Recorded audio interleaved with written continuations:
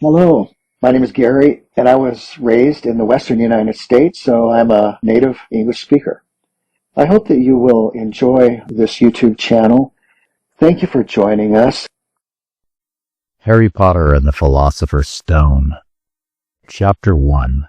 The Boy Who Lived. Number 4 Privet Drive looked just like every other house on the quiet suburban street, square, neat, and utterly unremarkable. Its lawn was trimmed within an inch of perfection, its front paths swept clean, and the windows gleamed in the afternoon sun. If a stranger passed by, he might think the family inside was as ordinary as the house itself. And that was exactly how Vernon and Petunia Dursley wanted it. Mr. Vernon Dursley was a big, broad man with hardly any neck, though he made up for it with an impressive mustache. He was the director of Grunnings, a company that made drills, and he liked to wear his best gray suit every morning. Mrs. Petunia Dursley, his wife, was thin, blonde, and had a neck so long she could easily peek over the fence to see what the neighbors were doing. She was particularly fond of spying on other people, mostly to make sure nothing unusual was happening on her street. The Dursleys had one son, Dudley, who they thought was the most wonderful boy in the world. Other people, however, might have described him as spoiled, demanding, and loud, but the Dursley didn't care what others thought. They were proud of being normal, proud in the way some people are proud of winning trophies or climbing mountains.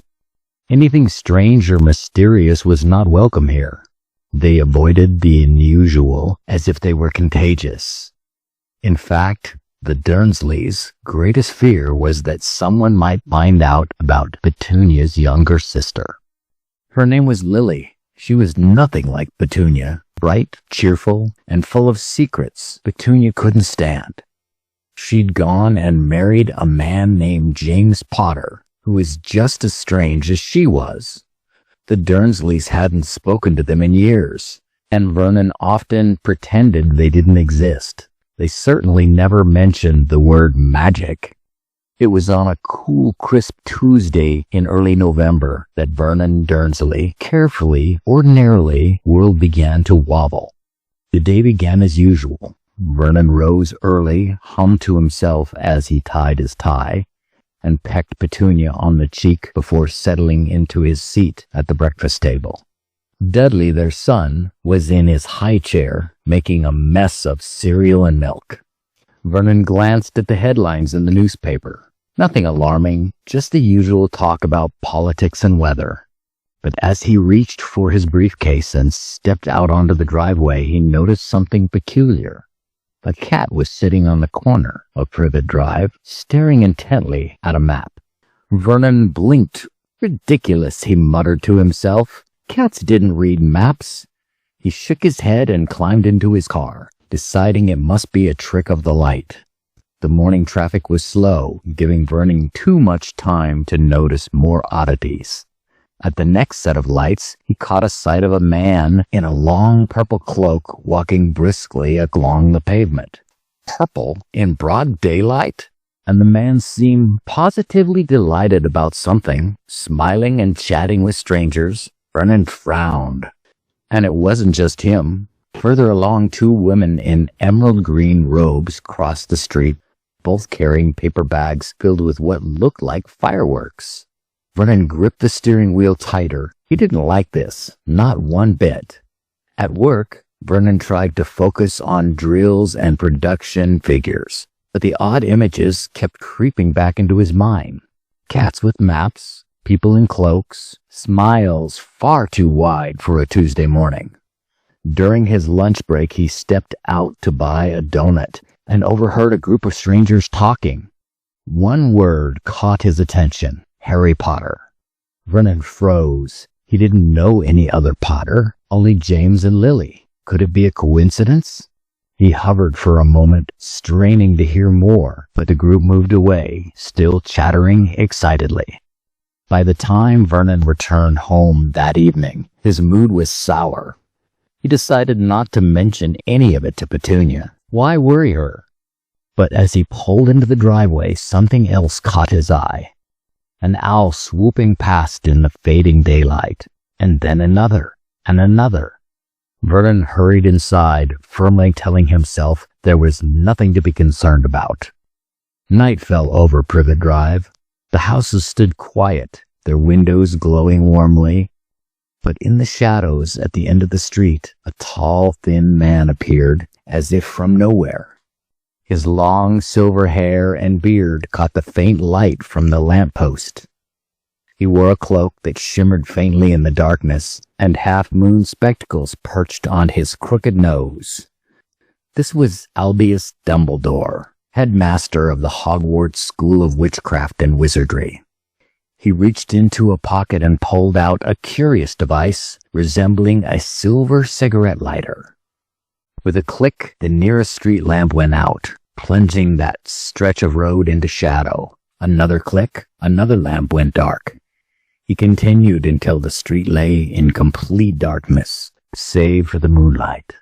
From the shadows emerged a tabby cat. Before Dumbledore's eyes, the cat transformed into a tall woman in a green cloak. Her dark hair was pulled into a tight bun, and her eyes were sharp behind square glasses. This was Professor Minerva McGonagall. "You're late," she said quietly. "I had matters to attend to," Dumbledore replied. His voice was calm and gentle. McGonagall's lips thinned. "I've been here all day. The Muggles are celebrating. Fireworks, parties, people in the streets. They say he who must not be named is gone." Dumbledore nodded gravely. "It's true. Voldemort has vanished."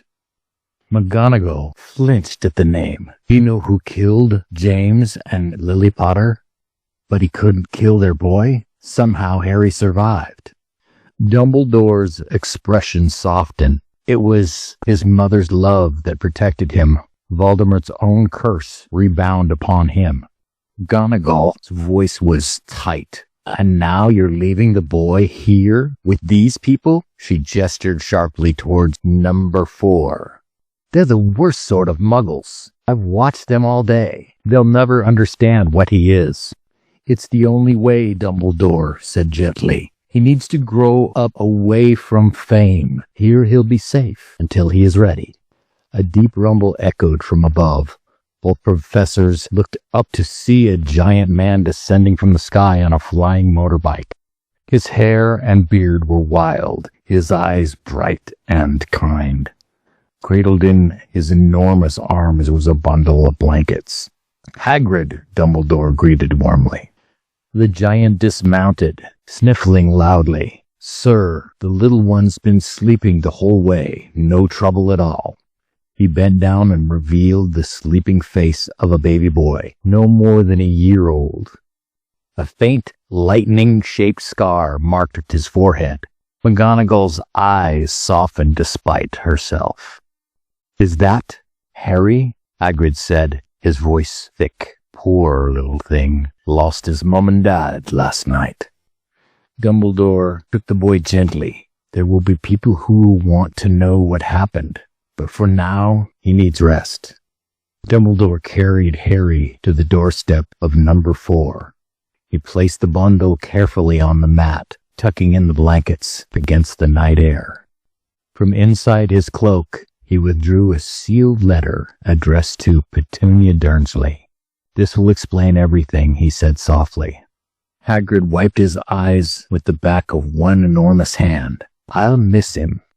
McGonagall's gaze lingered on the sleeping child. "Good luck, Harry Potter," she whispered. Dumbledore straightened, clicked the silver device in his hand, and one by one the street lamps flickered back to life. The 3 figures stepped away into the shadows, leaving the boy sleeping under the faint glow of the porch light. Inside the house, the Dursleys slept, unaware that their lives and the boy's life were about to change forever. And so Harry Potter, the boy who lived, lay on the doorstep, blissfully unaware of his fame, his scar, and the fate that awaited him. We hope you enjoyed this video. Please support us by giving us a thumbs up and hit that subscribe button. We release new videos just like this one each week.